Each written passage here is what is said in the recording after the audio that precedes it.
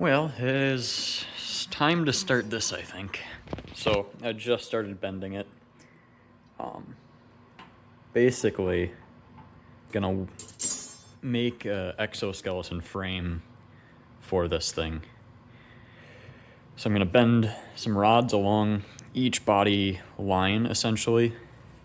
That's what the purple lines were for. And in the last couple videos, you can see remnant there. But yeah, this tank was basically unsalvageable. It was that bad.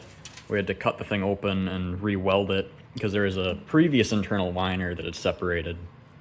And that left in chunks probably yay thick through sections down in these deep V's.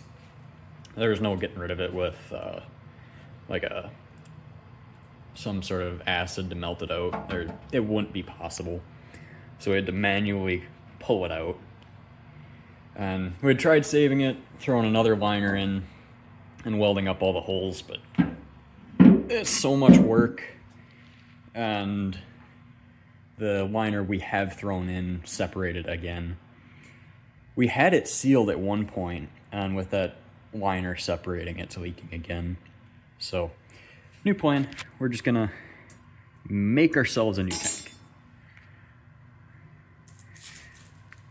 Well, that should be about it. That's all I got. Well, it's pretty darn close. You can tell I tack welded it on the tank and then moved it away to finish up the welds. But that's not half bad. I mean, it follows the lines pretty darn close. A little gap there. But overall, that's...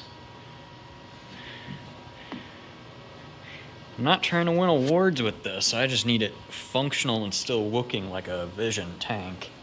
That's what I'm going for. Because I just love the look of these gas tanks.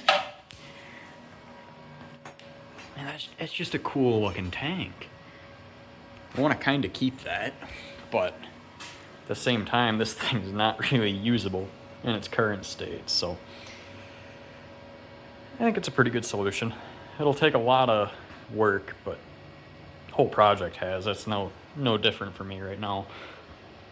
I think this is where I'm going to end for today because I don't have much time to work on it, but tell you what, that is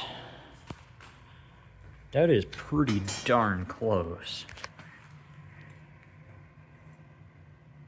Like, that can be recognized as a Vision tank so far.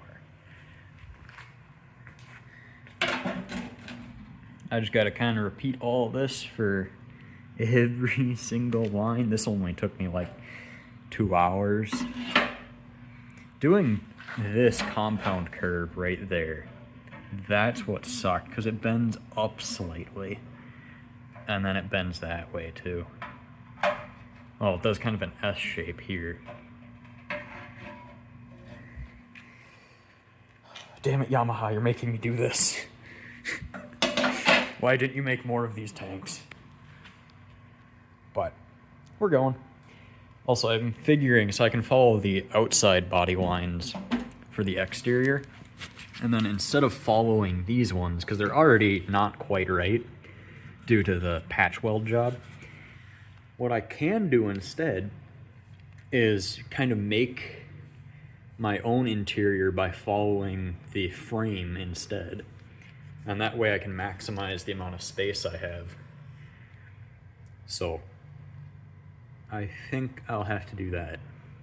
Because also just trying to follow these lines be complete pain in the butt. I don't want to deal with it. Also, I might just steal this off of the tank. I'm not totally sure. Or I could make a new one, but yeah, I'll figure it out when I get there. Overall, it's going pretty well though. I gotta find a cheaper source of this bar though. It's 3/16, kind of just round bar, but the amount I spent to make this was kind of ridiculous. This is $6 in bar, so I'll have to go find a different hardware store that doesn't sell overpriced steel. Maybe Harbor Freight, I don't know. Yeah, we'll figure it out. But that's day one.